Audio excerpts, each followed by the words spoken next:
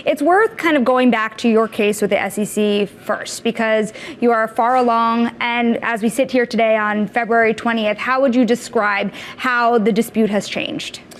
Well, look, I think for whatever reason, the SEC decided to make Ripple their first major case around this. And look, the reality prior to the case, we had been advocating for more clarity around the rules and regulations. And the good news has been other countries around the world have leaned into that and codified what should the rules and regulations, what's unique about crypto that needs to be changed.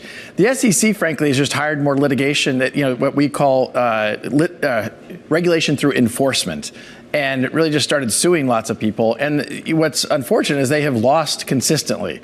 They lost the Ripple case on everything they cared about. I mean, even the soundbite you just had up, your Chair Gensler is saying that a lot of these are securities. What the courts have said in the cases they have brought, and certainly the case with Ripple and the token XRP, the court determined that XRP is not in and of itself a security. When do you think that this will finally no longer be an overhang for you guys? You're one of many companies that are fighting the SEC at this point in time, but when can you call this an all clear? And do you think that this will make it so far as to reach higher courts? Well, hard to predict whether it's going to reach higher courts. On everything we cared about, we won against the SEC. Will the SEC appeal and move it up the courts? We'll see. They sought approval to do what's called an interlocutory appeal. The courts denied that also. The case against me personally and Chris Larson personally was dismissed entirely with prejudice. So, look, from my point of view, the SEC has lost consistently. They lost the Grayscale case. I think if you're following the Coinbase case, that the tone from the judge is, I think, pretty skeptical about some of the SEC's arguments.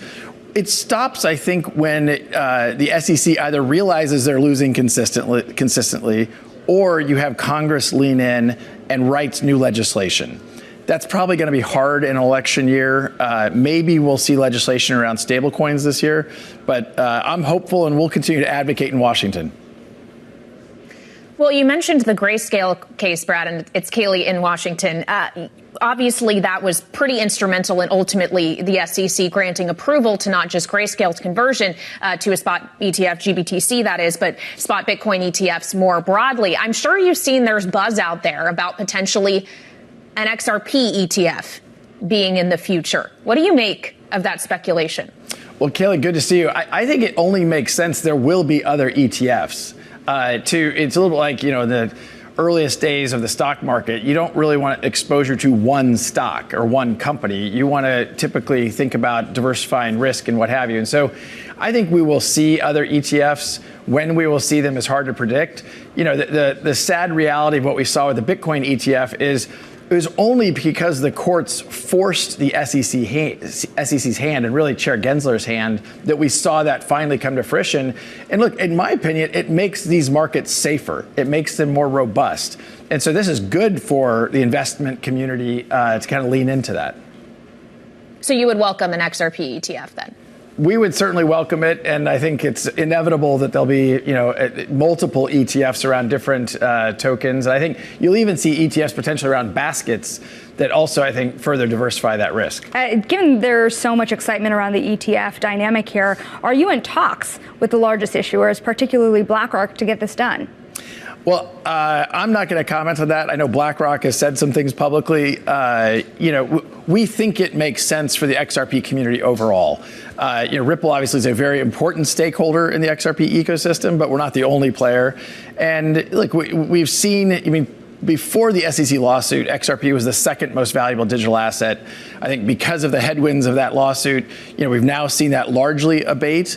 But the long-term view on these things is about, how do you create utility and really solve real world problems with these different digital assets? Bitcoin's doing that very well as a store of value. XRP and its dynamics around being very fast, very efficient, and low cost on a per transaction basis makes it ideal for payments. And that's where Ripple really has leaned into as a company. Well, let's talk about where else Ripple is leaning in. You've recently acquired Standard Custody. What is that going to do for your company? Well, look, we think there's some basic building blocks around crypto that are important to make crypto successful. Custody is an important part of that. For institutions to be able to custody both their own as well as their customers' digital assets, we think is very important. We've made 2 acquisitions over the last year in this space.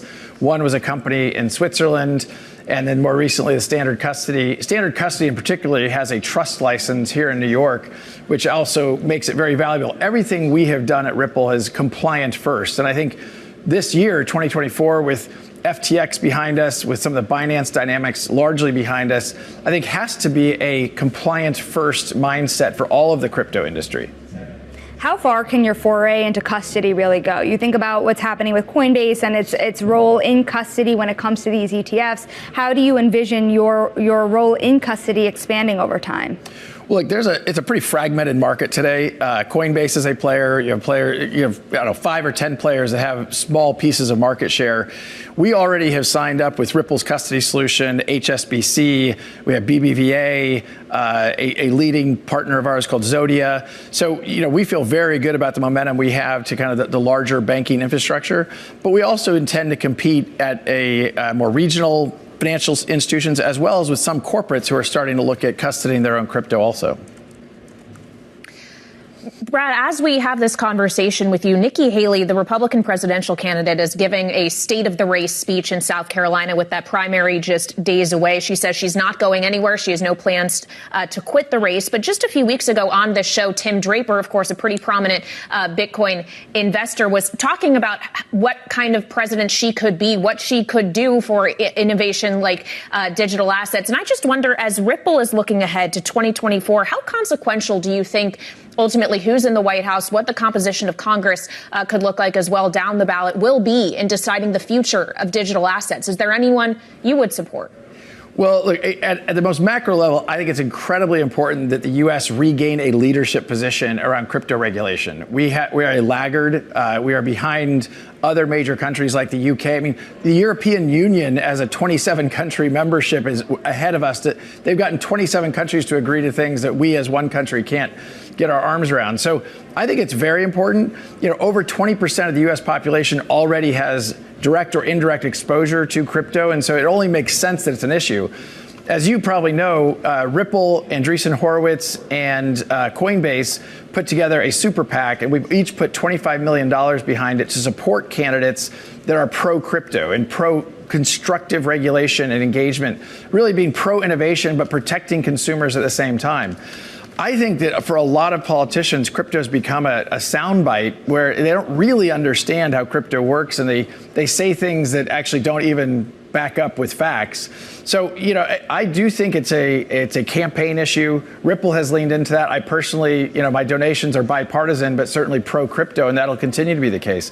I'll even highlight just today, John Deaton, a very prominent pro-crypto guy, announced he's running against Elizabeth Warren. So I think you're going to continue to see that. Correct. So with that said, also we know that Elizabeth Warren is trying to make the crypto industry's regulation around AML laws and KYC laws more akin to that of banking. Is this something a lot of the crypto industry has been very upset about? Is this something you're actively fighting? Oh, no. On the contrary. I would actually argue that Elizabeth Warren has it wrong. If you sign up on Coinbase, you have to get KYC, know your customer. You have to go through a verification process of providing your licenses, and they do that verification. And as I said before, the vast, vast, vast majority of people who are in the crypto industry are good actors who want to play by the rules. We need to know what those rules are sometimes. But the KYC and AML are not rules that are confusing, and I find that the vast majority of the industry players are already leaning into that. I think Elizabeth Warren wants us to believe that those are things that somehow crypto is circumventing, but that's not the real world.